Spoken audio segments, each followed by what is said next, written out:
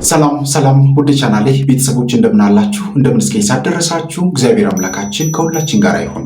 ኃይለ ገብርኤል ነኝ። ዛሬም በሌላ ርዕሰ ጉዳይ በሌላ ቪዲዮ ቀርብ ያለው እስከ ፕሮግራሙ ፍጻሜ ድረስ አብራችሁን ቆዩ። ለዚህ ቻናል ለዚህ ቤት አዲስ የሆናችሁ ቻናሉን ሰብስክራይብ አድርጉ። ቪዲዮውን ስትጀምሩ ላይክ እና ሼር እያደረጋችሁ ጀምሩ። በቀጥታ ዛሬ ወዳዘጋጀሁላችሁ ትምህርቶችና ቪዲዮዎች እንሄዳለን። አብራችሁን ቆዩ። ቤተሰቡ ለቤተሰቡ በሰይጣን ጨካኝ መንገድ ከሄደ በስጋ የሥላሴ ፍጡር ካራራ ይሄ የወደቀው ዲያብሎስ ደግሞ ሊራራ አይችልም። እንደውም ጠበቅ ይላል፣ የበለጠ ይጠምቃል። ለምን? ከሰው ያገኘው ርኅራኄ ማጣት ወንጀል ከኔ በልጧል ሰው ማለት ነው ብሎ ያስብበታል። ስለዚህ ወደ ሰውነት ውስጥ በሚገባበት ጊዜ ቶሎ አይወጣም። የሥላሴ ፍጡር ካራራ በሱ በተፈጥሮ የወደቀው ክፉ ጠላት እንዴት ሊራራ ይችላል? እና በአኗኗራችን ውስጥም በስነ ዕውቀታችንም ውስጥ መባዘን የተለመደ እጣችን ሆኗል። እንግዲህ በስነ ዕውቀቱ ባዝነን አምላክ የለሽ ሆነን ትምህርቶቻችንም ፋይዳ ያጡ ወደ ስነ ልቦና የማይስማሙ ከማቴሪያል ላይ ደርቀው የሚቀሩ በውስጠኛው ሰውነታችን የማይቀመጡ ናቸው። ድሮ አባቶቻችን ገና በ10 ዓመት የተነገራቸውን ምክር 60 ዓመት እና 70 ዓመት ሙሉ ያወሩታል። አይረሱትም፣ ያስታውሱታል። እናንተም ብትሆኑ አሁን በእድሜ ወደ 60 ዓመት የተጠጋችሁ በ60 ዓመት የነበረው አእምሯችን አሁን ስንፈልገው እናገኘዋለን። ግን አሁን በ2000 እና በ80ዎቹ ወይም ደግሞ በ90ዎቹ አካባቢ ላይ ለሆነው ነገር ግን ውስጣችን አይመለከተውም፣ ረስቷል፣ ትቶታል። የአእምሮአችን ሚሞሪ አይሰራም። የቀድሞውን ግን ያስታውሳል። ቀኗ ሁሉ ወይ የተጎዳንበት ይሁን ወይ የተደሰትንበት ወይ የፈነጠዝንበት ይሁን ወይ የዘለልንበት ያችን ያስታውሳል። የዚህኛው ዘመን ሪከርድ እየተበላሸ ነው የመጣው፣ አልማዙ እያለቀ ነው የመጣው እና መባዘን በጣም በዝቶብናል።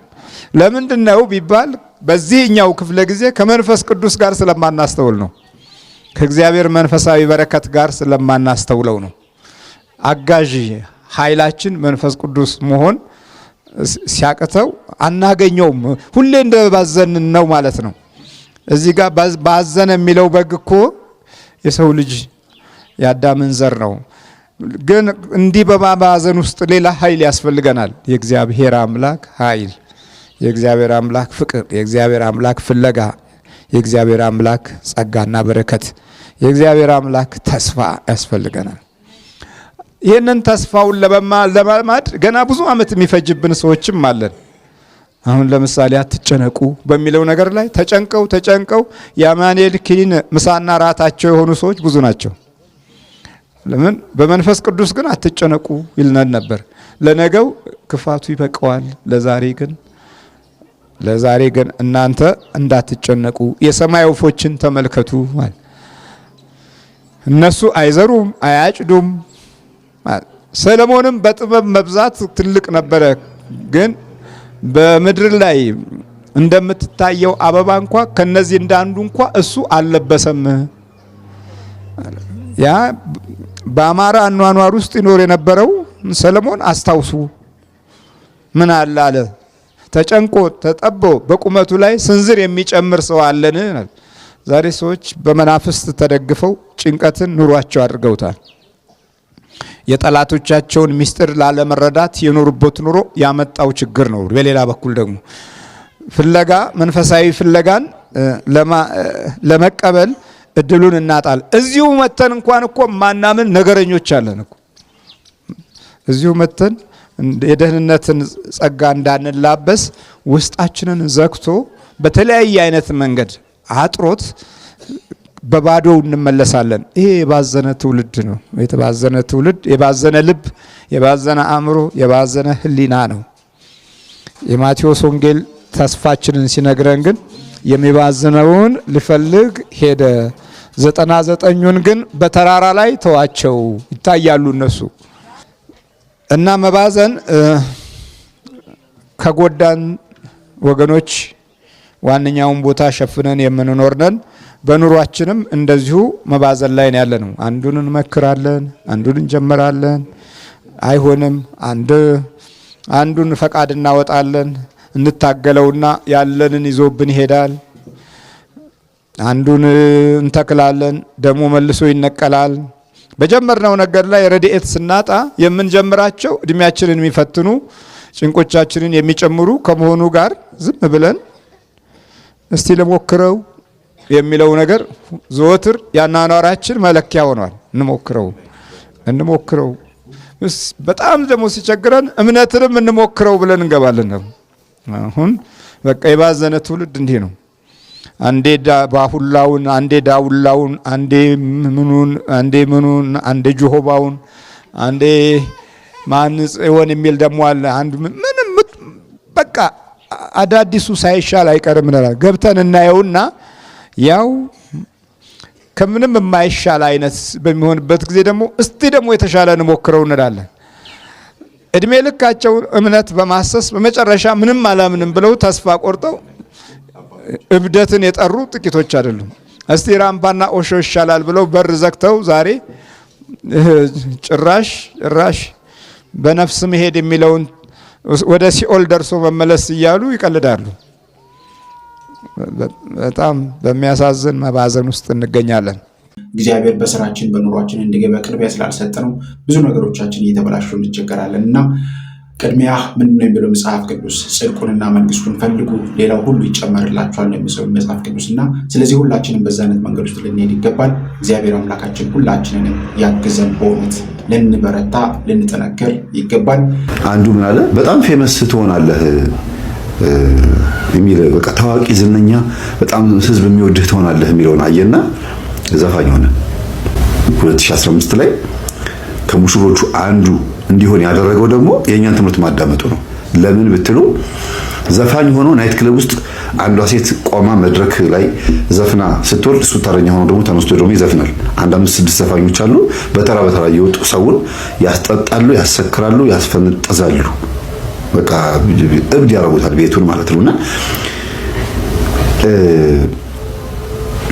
ፌመስ ትሆናለህ እኮ ይላል ኮኮቤ ላይና ፌመስ የሆንኩት በኮኮቤ ነው። አሁን ትክክል ራሴ ማንነቴን አግኝቼዋለሁ እያለ ሲያወራ ጽላቷ ከኋላ ቆማለች። እንግዲህ ዘፋኞች እየዘፈኑ ወደ መታጠቢያ ክፍል ማም ይገባሉ። እንደዚህ ወዲያ ወዲህ ውርውር ይላሉና ጽላቷ አጠገቤ ቆማለች አለ። ምናልባት በመዝሙርስ ቢሆን አለችኝ አለ። ምናሽ አላት ድንግጡ። ምን ይታወቃል? በዘፈን ብቻ ነው ፌመስ የሚሆነው። ታዋቂ ዝነኛ ጥሩ ድምጽ ያለው እኮ በመዝሙርም ሊሆን ይችላል አለችው። መጥረጊያው እንደዚህ እንደያዘች መጣ መለስ ታወሪኛለሽ መጣልና ገባ ሄዶ ዘፍኖ መጣ። ሰክሮ ነበረ። ያው ማለቴ ፕሮግራሙ ካለቀ በኋላ ጠጥቶ ስለነበረ ነገ እናወራለን እሺ ብሏት በማግስቱ ፕሮግራሙን ሳይጀምር እያጸዳች ያገኛትና አንቺ ትናንት ምንድን ነበር ያልሽኝ አላት። ሌላ ታሪክ ነው ነገራችሁ እንግዲህ ስለ ኮኮብ ነው። ከዛ ኮኮብህን አንብበህ ነው አለችው። አዎ። ታዲያ ኮኮብ ላይ ያለው ሁሉ እውነት አይደለም አለችው። እውነት ነው። ይሄው እየኖርኩት ያለሁት እሱን ነው። በቃ ታዋቂ ዝነኛ ትሆናለህ ብሎ ነበር። ይሄው በሁሉም ቦታ ታወቃለሁ፣ ታዋቂ ነኝ አለ። ለማንኛውም መዝሙርም ዘምሮ መታወቅ አለ፣ ሌላም ነገር ሰርቶ መታወቅም አለ። ግዴታ ኃጢአት ውስጥ ገብተህ ብቻ ለመታወቀው። ስለዚህ ኮኮብህን አግኝተዋል ብዬ ባላስብም ግን እንደዛ ብለህ አትደምድም። ይሄ በቃ ኮኮቤ ነው እንድኖር ተፈቅዶልኝ ነው ብለህ አታስብ። እግዚአብሔር ይሄንን ስራ ስለማይወደው አለችው። እሱማ እውነትሽን ነው፣ ግን እኮ ታዲያ ዘፋኝ እንደሆን ለምን ተጻፈልኝ አለ። ኮኮብ ሁሉ እውነት አይደለም እኮ አልኩህ አለችው። ልጅቷ በገባት መጠን ነው መንፈሳዊ ሰው ትሆን አትሆን አይታወቅም። ዛሬ ቢያገኛት እንዴት በሸለማት ትችለች። ለዛሬ ማንነቱ ከዘፈን ህይወት ወጥቶ ግጥምና ዜማውን ዩቲዩብ ላይ ያለውን ዘፈኑን በሙሉ አጥፍቶ የሚገርም መንፈሳዊ ሰው ሆኗል። ጸበል ለጸበል እየዞረ በቃ የሚጸልይ ሰው ሆኗል። ጎበዝ ልጅ ሆኗል።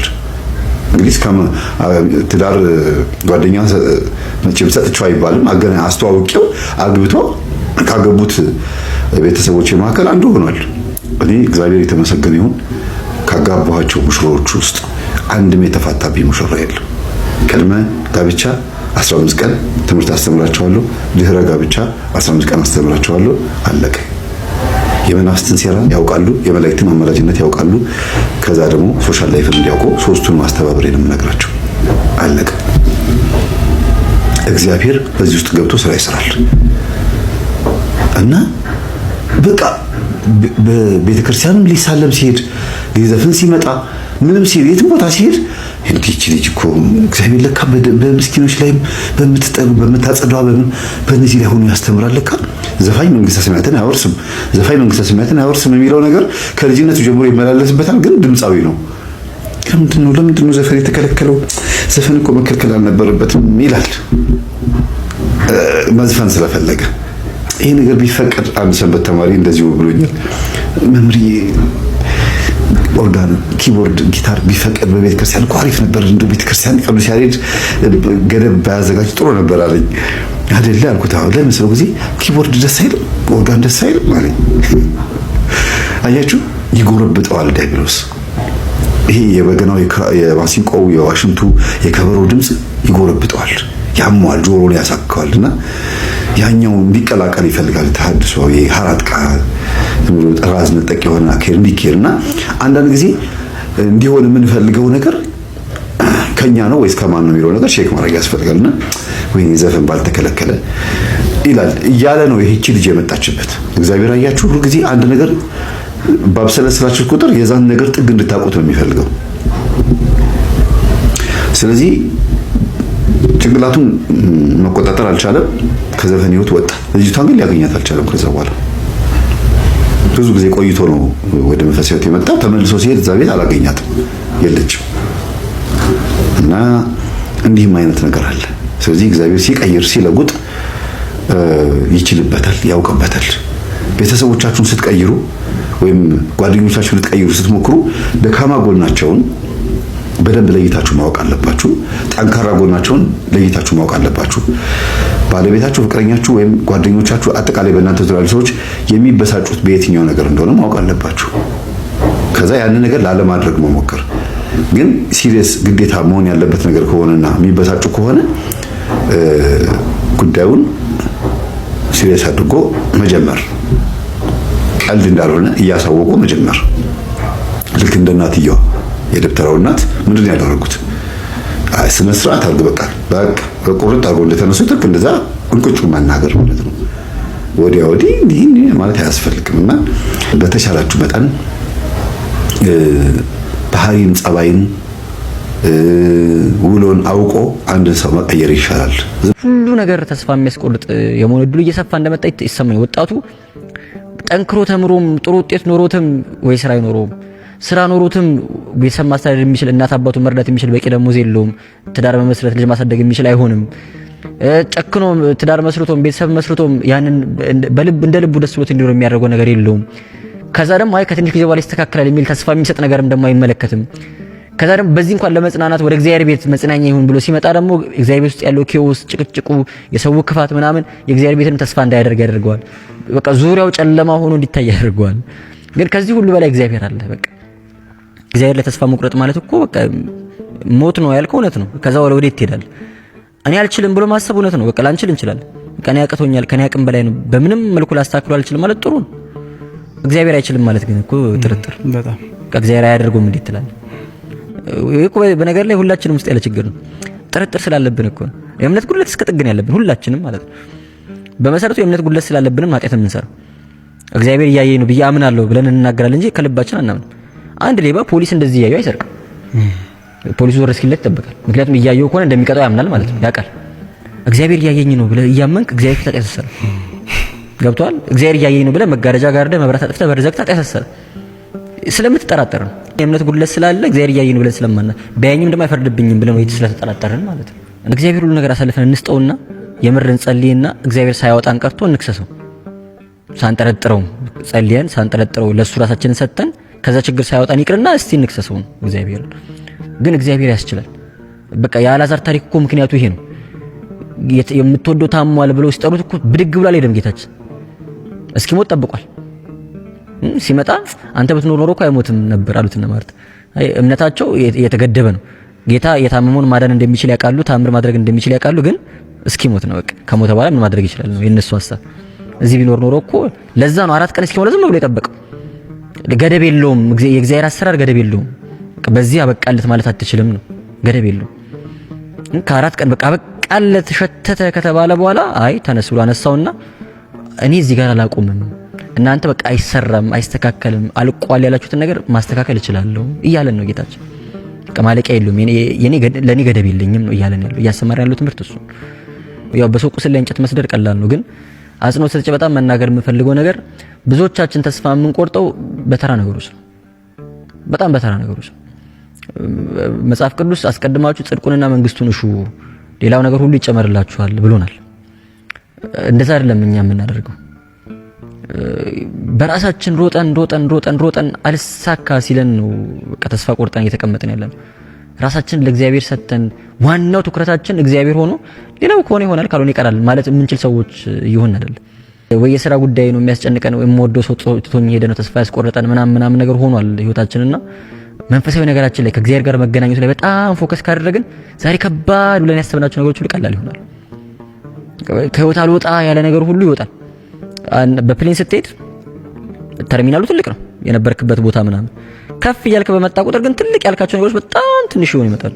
በጣም አት ሰም ፖይንት የማይታይ ይሆናሉ። በመንፈሳዊ ህይወት ከፍ ባልክ ቁጥር እንደ ቤት ከቦ በቃ ልወጣ ከዚህ መውጣት አልቻልኩም ያልኩት ትልቁ ነገር ሁሉ ትንሽ ይሆን ይመጣል። በቃ ያስጨነቀን ተስፋ ያስቆረጠን ከዚህ በኋላ ህይወት የለም ምንድን ሊያደርገን ነገር ሁሉ ተራ ይሆናል። ወደ እግዚአብሔር ባደገን እግዚአብሔር ጋር በቀረብን ቁጥር ማለት ነው። እንለውጠው ባንችል አክሰፕት ልናደርገው እንችላለን በቀላሉ በቃ ሆነ ማለት የምንችልበት ደረጃ ላይ እንደርሳለን። እና ግን እግዚአብሔር አምላክ ከምንም ውስጥ እንደሚያወጣ አንጠርጥረው። እስክንሞት ድረስ የማይመለስ ጥያቄ ሊኖረን ይችላል። በነገር ላይ ከሞትን በኋላ የሚመለስ ጥያቄ ሊኖር ይችላል። ሙሴ ፊትን አሳየኝ ብሎ የጠየቀው ጥያቄ ለመነው ልመና የተመለሰው ከሞተ በኋላ ከ400 ከ500 ዓመት በኋላ ከ700 ዓመት በኋላ ጌታችንን ማየት እድል ያገኘውና መቼም መልስ ላናገኝላችሁ እንችላለን። ኦርቶዶክሳዊነት ምን መሰለ አባቶቻችን በጣም ከሚሏቸው ነገሮች አንዱ ነገር ኦርቶዶክሳዊነት አለማወቅን ማወቅ። ቤተክርስቲያን ውስጥ አላውቅም ማለት በጣም የሚያኮራ ነገር ነው። ቤተክርስቲያን በጣም ብዙ ነገሮችን አላውቅም ትላለች። በምዕራብ ካሉ አብዛኞቹ ቤተክርስቲያናት የሚለየን ነገር እሱ ነው። በጣም ብዙ ነገሮች ላይ ዲፊኒሽን ይሰጣሉ እነሱ። አሁን የካቶሊክ ቤተክርስቲያን ጋር ብትሄዱ ምናምን በጣም ብዙ ነገሮች ዲፋይን በቃ በቃላት ምናምን ገድበ ዲፋይን አድርጎ ምናምን የሆነ ነገር እንዴት እንደሆነ ለማስረዳት በጣም ብዙ ርቀት ይኬዳል። በእኛ ቤተክርስቲያን አይታወቅም ትባላል። ሚስጥር ነው ትባላል። ሚስጥር እንትን ነው ትባላል። በቃ አለማወቅን አክሰፕት ማድረግ ነው። ብዙ ነገሮችን አናውቅም። እግዚአብሔር ለምን እንዳደረገው ላናቅ እንችላለን። መልስ ላናገኝ ይሄን አክሰፕት ማድረግ አለብን። ሁሉን ነገር የማወቅ ግዴታ የለብን። አለማወቅን አክሰፕት ማድረግ አለብን። ሁሉ ነገር እኛ እንደምናስበው እንደምንፈልገው ላይሄድ ይችላል። ይሄን አክሰፕት ማድረግ በመጽሐፍ ቅዱስ ላይ እመቤታችን የለመነችው አንድ ልመና አለ። አንድ ቦታ ነው ስለምን ያየናት። ያ ልመና ግን ልመና የለውም። ያ ጸሎት ልመና የለውም። አስተውለህ ከሆነ አድርግልኝ ስትል አታያትም። ጌታ ሆይ የወይን ጠጅ እኮ የላችሁም አለቀ። ቃና ዘጋይላው ታሪክ አለቀ። ጌታው ይሄ ነገር እኮ እንደዚህ ነው አለቀ። እባክህ አድርግልኝ ልጅ ምናምን ብላ አልለመነችም። እስቲ ጌታ ሆይ ውሃ ያቅርቡና ውሃ ወደ ወይን ጠጅ ቀይሩ አላለችም። እኛ ስንጸልይ ኢንስትራክሽን ነው የምንሰጠው። መቼ መደረግ እንዳለበት፣ እንዴት መደረግ እንዳለበት፣ በምን መልኩ መደረግ እንዳለበት ኤግዛክትሊ ያ ካልሆነ እግዚአብሔር ጸሎታችን የሰማን አይመስልም። እግዚአብሔር ልመናችን የተቀበለ አይመስልንም። በቃ እኛ ሰርተን ጨርሰናል። ጭንቅላታችን ውስጥ መቀበል አለብን። እግዚአብሔር ከኛ በላይ ነው። አሰራሩ ከኛ በላይ ነው። እኛም ማንረዳቸው በጣም ብዙ ነገሮች አሉ። እኛ እንዴትም ልንፈታቸው የማንችላቸው ነገሮች አሉ። እሱ በወደደው እሱ ደስ ባለው መንገድ ያስተካክለዋል። አንዳንድ ነገሮች ደግሞ ላይስተካከሉ ይችላሉ። ኢነሴንስ እኛ ይስተካከላል ብለን ባሰብነው መንገድ ላይሆኑ ይችላሉ። በቃ ስለዚህ አክሰፕት ማድረግ መልመድ አለብን። እግዚአብሔር ሸክላ ሰሪውን ለምን እንደዚህ ያደረክ ማለት ይችላሉ ይላል መጽሐፍ ቅዱስ። ለምን ጀበና አደረከኝ፣ ለምን ምጣድ አደረከኝ ማለት አይችልም። ተቀበለ ነው የምትኖረው። እና እሱን ነገር መልመድ ይገባል። ሁሉ ነገር መልስ እንደማያገኝ፣ ሁሉ ነገር እንደማይፈታ፣ እግዚአብሔር ግን ሁሉ ነገር እንደሚያይ፣ ለሁሉ መፍትሄ እንዳለው እኛ በምናስበው መልኩ መፍትሄ ያልሰጠን ነገር ዋጋ ሊሰጥ እንደሚችል፣ ምድራዊ ላይ በምድር የተጎዳንበት ነገር በሰማይ ዋጋ ሊኖረው እንደሚችል ማሰብ ጥሩ ነው። በሰው ያልደረሰ ፈተና አልደረሰባችሁም፣ ከእያንዳንዱ ፈተና ጋር ደግሞ መውጫውን አብሬ እሰጣችኋለሁ ያለው ጌታችን። አብሮ ተዘጋጅቶላችኋል። ከእግዚአብሔር ጋር መኖር ከቻልክ ብቻ መሆን አትችልም። ወደ ጠባቂ መልአክ ጸልየህ ታውቃለህ? ጠባቂ መልአክ ሁሌ ያብሮሃል። ለአፍታ ብቻ ነው መሆን አትችልም። ሁሌ አብሮ ስላለ ማለት ነው። ጸልየህ ታውቃለህ? እስቲ ዛሬ ጠዋት ቀስቅሰኝ ቤተክርስቲያን ልሂድ፣ እስቲ አስችለኝ፣ አቅቶኛል፣ አበርታኝ ብሎ አታውቅም። ሌላው ሁሉ ቢቀር ቢያንስ ክርስትና ስም ሲሰጠው የሆነ ቅዱስ ይሰጣል አብሮ። በቃ በስሙ መጠራት እኮ አንድ ቃል ኪዳን ነው። በስም የተጠራ በስምሽ የተሰየመ አይደል የተባለችው እመቤታችን መጣ አንድ ቃል ኪዳን። ልክ እንደ ክርስትና አባት ክርስትና እናት ሆኖ አብሮን የሚኖር ቅዱስ ነው። እኛ ስላላቀረብ ነው እንጂ ማለት ነው። የእግዚአብሔርን ድምጽ መስማት ያልቻልነው በጣም በኃጢአት ስለተሸፈንን ነው። ኃጢአታችን እየበዛ ሲመጣ ከእግዚአብሔር እየራቅን ስንመጣ እግዚአብሔር ሲናገረን ለመስማት አልቻልንም፣ ሩቋል። ወደ እግዚአብሔር እየቀረብክ በመጣ ቁጥር፣ ራስን ንጹህ እያደረግክ በመጣ ቁጥር እግዚአብሔር ለመስማት እድል ታገኛለህ። ራስን ትንሽ በንስሐም በምንም እያነጻ ስንመጣ ክሊር ሆኖ ታያለህ። የእግዚአብሔር ስራ ህይወት ውስጥ ትመለከታለህ በደንብ እጁ ሲሰራ ትመለከታለህ። አይፈታም ያልከው ነገር ሲፈታ ታያለህ። አልቋል ያልከው ነገር ሲቀጥል ታያለህ። አሁን የሚሰራልን የሚያደርግልን ነገሮች ሁሉ ማየት ያልቻልነው እሱን ማየት የምንችልበት ንጽህና ስለሌለን ለሚያስተምሩን ለሚገስጹን ለአባቶቻችን እግዚአብሔር አምላካችን በእውነት ረጅም ዕድሜን ያድልልን። እኛም ውድ ቤተሰቦቼ ሰምተን ብቻ የምንቀመጥ ሳይሆን 30፣ 60፣ 100 ፍሬ የምናፍራ በቃለ እግዚአብሔር በወንጌል በምናዳምጣቸው በምንሰማቸው ትምህርቶች ራሳችንን የምንቀይር የምንለውጥ ወደ ተግባር የምንቀይር እንድንሆን እግዚአብሔር አምላካችን በእውነት ሁላችንንም ያግዘን። ዱዳ አድርጊያታለሁ። ምን አልከኝ? ዱዳ አረኳት። ዱዳ አረካት። ስትወለድ ከነ ያስካት አንደበቷ የ2 ዓመት ልጅ ሆና ነው ያስካት። አዎ የ2 ዓመት ልጅ ሆና። አዎ ምን እያረካት ነው የኖርከው? አንደበቷን፣ አይምሮዋን፣ ልቦናዋን ይች አእምሮዋን ልቦናዋን የኔ ነች። የሚገርም ነው። በልባጥ ነው ተከስፋ ከልጅቱ ላይ ኦቲስቲክ ይላል እንግዲህ ፈረንጅ ኦቲስቲክ ምናምን እያለ ስም እየሰጠ ይኖራል። በልባጥ ነው ተከስፋ አንደበቷን ነው ያስኩት እኮ ውጣ እሸካ አንደበቷ እንዳትናገር ያንተን ፕሮግራም አልወድህም። ያንተን ፕሮግራም በጣም ሆነ አዳመጠች፣ ከልቧ ሰገደች፣ ቀጠቀጠችኝ። ይሄን የሚያክል ይዛለህ መጣች። ሌላ ያለቀውን መቁጠሪያ በብዛት ይዛው መጣች።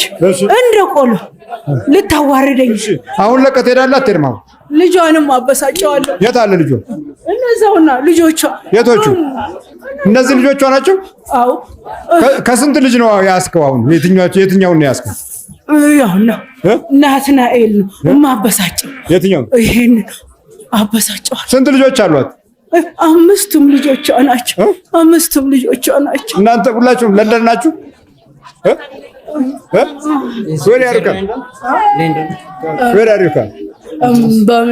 Birmingham. ምን? In England. እንግሊሽ ብቻ ነው? አማርኛ አትችሉም? ይችላል። እኔ እዚሁ ነው። አንተ እሷ ልጅ ነው?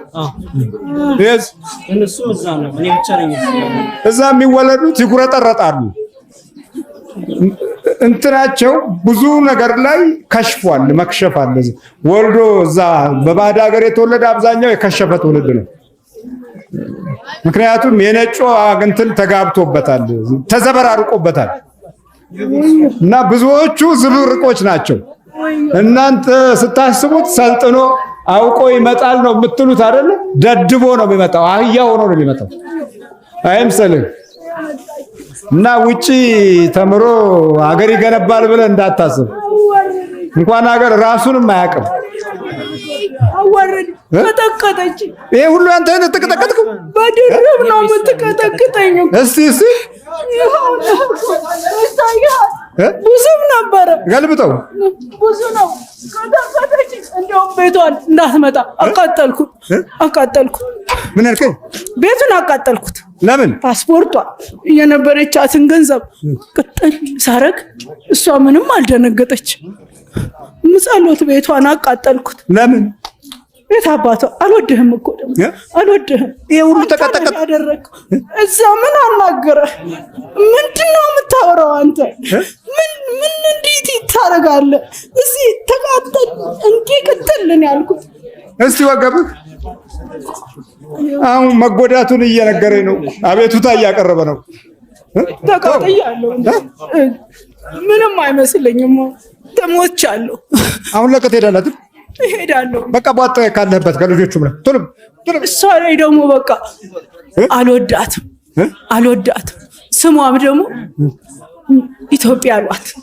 ኢትዮጵያ ብለው ጠሯት። ስሟን ኢትዮጵያ መባሏ ነው ያስጠላ። አልወድም። አትወዳትም? አልወዳትም። ኢየስ ዳዊት ነው። ዴቪድ ይባላል። ተጫወትክበት? እሱንም ክክ አደረኩት። እከክ ያኛውንስ አልወደውም። አበሳጨዋለሁ። ይሄኛውንስ? እሱንም አልወደውም። ለምን? አልወደውማ። ምክንያቱም አልወደውም። እናት ላይ ቁጭ ብሎ ልጁን አልወደውም የሚል ቋንቋ እስቲ አዙራችሁ አስቡት። ዝም ብለህ አዙረህ ስታስበው በልተዘገች ሞርሞር አንተ አስተምርሃል።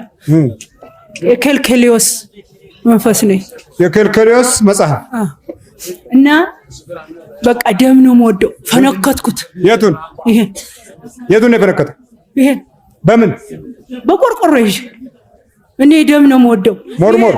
እነዚህ ልክስክሶች ናቸው። ደዛ ይሄ እነዚህ አዳልሞቲ ምናምን የሚባሉት ልክስክሶች ናቸው። አንተስ? እኔ ሰው ነው የምወደው። የሰው ምን? ደም። ሞርሞሩ? ሞርሞር ማለት ምንድን ነው? በዛ በአሜሪካ ሀገር አንድ ሞርሞር የተባለ ሰው ነው። እና ታዲያ ከነዚህ ጋር ለምን ገባህባት? እሷ ላይ በቃ እኔ እንኳን ልሞክር ነበረ። ልሞክር።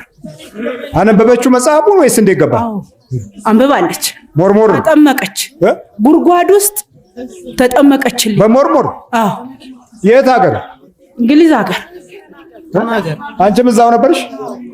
አልወዳትም። እና ሞርሞር ውስጥ ስትገባ ታውቂያለሽ?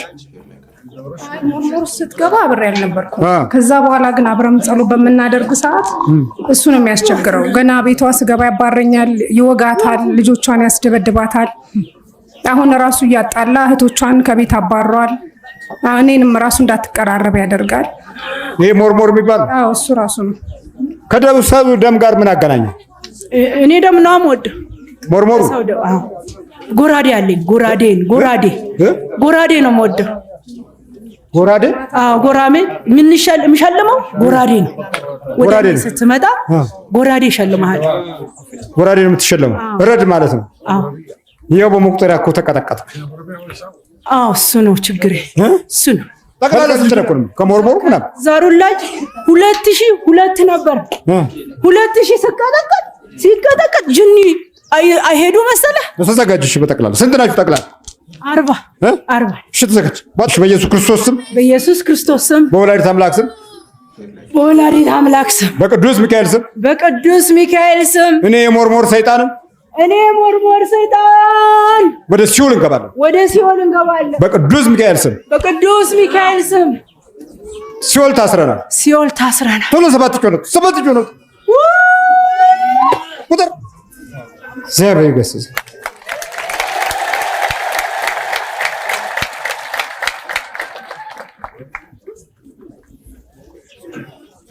ነጭ የያዘው ሁሉ ብርቅ ነውና ያንንም ስነካ አለቀን። በቃ ተነሽ ዘን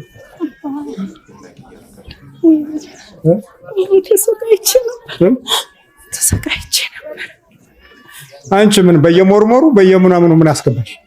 አላውቅም ነበር። ገና እዛ እንግሊዝ ሀገር ስገባ ነበረ እና በቃ ሞርሞር ሲባል ታዲያ ይሞርሙረውና ምን አስሄደሽ አንቺ? መጡ፣ ቤታችን ይመጣሉ፣ ይዞራሉ። እና ለምን ተቀበልሻቸው? በጣም አቀባበላቸው ደስ ይል ነበር። የሚስቅና የሚዘል የሚጨፍር ሰይጣን ትወዳላችሁ ማለት እኮ ነው። እኔ እንጃ እኔ አላውቅም። መብርሃንን ወዳት ነበር። ለምን እንደዛ እንዳደረኩ አይገባኝ። ይሄ ሁሉ ደግሞ ምንድን ነው? አዎ መቁጠሪያዬ ናቸው። ስቀጠቅጥ እያለቀ ነው አይደል? አባኔ ደስ ብሎኛል። በርቺ በያው ልጅሽንም ይሄው አንቺ ጋር ሆኖ ነው የያዛት። እቻ አንደበቷ መብርሃን እኔ የማደርግላት ግን እኔ አውቄዋለሁ። ስቀጠቅጦ ይሰማኝ ነበር። በይ በርቺ። እነዚህም አሁን ይሰግዳሉ ወይስ እንደው ትግል ነው? ይሰግዳሉ ሁሉም። አዎ በርቱ ባያቸው። እሺ ጎበዝ ነች በጣም ልጆች። የት ነው የምትኖሩት? ለንደን ነው የምንኖረው። እሺ ያዥ ይሄንንም በይ። ለአባታችን ለመላከ መንክራት መምህር ግርማ ወንድሙ እግዚአብሔር አምላካችን ከዚህ በላይ የሚያገለግሉበትን ረጅም እድሜን እግዚአብሔር አምላካችን በእውነት ያድልልን። እንዲሁ እኛም ሰምተን ደግሞ የምንለወጥ የምንቀየር እግዚአብሔር አምላክ ያድርግልን። ከስጋችን ከደማችን ርኩሳን መናፍስትን እግዚአብሔር አምላካችን ነቃቅሎ ይጣልልን። እኛም ልንበረታ ልንጠነክር ኃይል ጉልበት እግዚአብሔር አምላካችን ያድለን። የትኛውም አይነት ሙያ ውስጥ ያላችሁ ሰዎች ከመስሪያ ቤት የሚያባረራችሁ ማን እንደሆነ ቼክ ማድረግ አለባችሁ። ወይ ሰው ነው ወይ እናንተ ውስጥ ያለው ደግሞ እንዲያልፍላችሁ የማይፈልግ ዛር ነው። ከሁለቱ አያልፍም። ሰው ስላችሁ የሰው መተት ማለት ነው። በመተት አድርጎ ሊያባራችሁ ይችላል። ቢዝነሱ እንዳትቀሙበት ወይ ምቀኛ ሆኖ ወይ ደግሞ ዛሩ ግብሩን ሲያጣ ሊያደርግ ይችላል። አንዱ ፋርማሲስት ነው። በቃ ጫት በጣም ነው የሚወደው። አስቡት፣ ፋርማሲስት ነው፣ ጫት ይወዳል፣ ይቅማል፣ ምን ይላል፣ ሲጋራ ያጨሳል፣ ሱሰኛ ነው። ደሞዙን አያጣም። አንዳንዴም በጣም ብዙ ችግር ይገጥመዋል። የተሳሳተ መድኃኒት በመስጠት በምናምን በብዙ ነገር እንደዚህ ነገር ያጋጥመኛል አለ። ልክ መንፈሳዊ መሆን ሲጀምር ስራዬን አጣሁ፣ በጣም ብዙ ወንጀል ውስጥ ገባሁኝ፣ ለሰው የማይሰጥ ለወንጀለኛ ሰው ወንጀል እንዲሰራበት የማይሰጥ መድኃኒት ሁሉ መስጠት ጀመርኩ አለ። ማለት ሌላ ነገር ውስጥ ማሳሰብ ጀምራለ እና ለካ በመንፈሳዊ ህይወት ውስጥ ልክ መሄድ ስትጀምሩ ሲነቃበት መንገዳገድ የሚጀምርበት መንገዱ በራሱ ይለያል። እስካልተነቃበት ድረስ ያላችሁበት ቦታ ምቹ መስሏችሁ ትኖራላችሁ። ሰው ማንንም ሰው አትሰሙም። ልክ ሲነቃበትና የሆነ መስመር ልትሄዱ ስትሉ አንድ ትምህርቱ ጥሩ እንዳልሆነ ለመናገር ይሞክራል። ሁለት ደግሞ መንፈሳዊ ህይወት የሚባለው ነገር እንደ እስር ቤት፣ ይሄ ቆራቢነት፣ መስገድ፣ መጾም፣ መጸለይ ምናምን የሚባለው እንደ ፋራነት በዚህ ዘመን እንደዚህ እንድትሉ ያደርጋችኋልና ስሜቱን ያቀዘቅዝባችኋል። የመንፈሳዊ ህይወት ስሜቱን የተሻለ ብልጥ መሆናችሁን እንዳታስቡ ያደርጋል። መንፈሳዊነት ግን በአሁኑ ሰዓት ብልጠት ነው። በጣም ትልቁ አራዳ የሚባል ሰው እኔ አራዳ ስላችሁ ቀይ ሞደርና የዘመናዊ ሰው ነው ብዬ የማስበው እኔ ሱሪው ዝቅ አድርጎ የሚሄድ እዚህ ጋር ምናምን የሚያማምር ልብስ ለብሶ ፍሪክ ሆኖ ፒኪኒ ሱሪ አድርጎ የሚሄደው አይደለም። ወይ ፀጉር ቁርጥ አይደለም፣ ወይ መነጽር፣ ወይ ደግሞ የሚገርም መኪና ይዞ መሄድ አይደለም። በየትኛውም አይነት የኑሮ ደረጃ ላይ ሆኖ ቅዱስ ቁርባን ተቀብሎ በመንፈሳዊ ህይወት ውስጥ መኖር ነው አራዳነት። በጣም በጣም ህይወታችሁን ከሆነ አደጋ አመለጥኩኝ ብላችሁ የምታስቡ ከሆነ ምርጥ የሆነ ሰው የምትሆኑት በዚህ አይነት መንገድ ብቻ ከሆናችሁ ነው። ዓለማዊ ሆኖ ብልጠት ለተወሰነ ጊዜ ሊጠቅም ይችላል፣ ግን ዘለቄታ የለውም። አስተማማኝ ዋስትና ላይ የምትሆኑት መንፈሳዊ ስትሆኑ ነው። ስለዚህ መንፈሳዊነት ይብለጥ። በመጨረሻም ውድ ቤተሰቦቼ በዛሬው ቆይታችን በዛሬው ትምህርቶቻችን እነዚህንና መሰል ጉዳዮችን ለመዳሰስ ለማየት ሞክረናል። በቀጣይም እንደዚሁ የሚያነቁ የሚያበረታቱ መንፈሳዊነታችንን ከፍ የሚያደርጉ የሚያሳድጉ ትምህርቶችን ይዤላችሁ እስከምንገናኝ ድረስ የቅዱሳን አምላክ ከሁላችን ጋር ይሆን። በሀገር ውስጥም ከሀገር ውጭም ያላችሁ ኢትዮጵያውያን፣ ኤርትራውያን ቤተሰቦቼ በያላችሁበት ሰላም እግዚአብሔር ከሁላችሁ ጋር ይሁን እላለሁኝ። እንበርታ፣ እንጠንክር። እግዚአብሔር አምላካችን ሁላችንንም ያግዘን፣ ያበርታን። በያለንበት እግዚአብሔር አምላካችን ሰላሙን ይላክልን። ይቆየን። አሜን።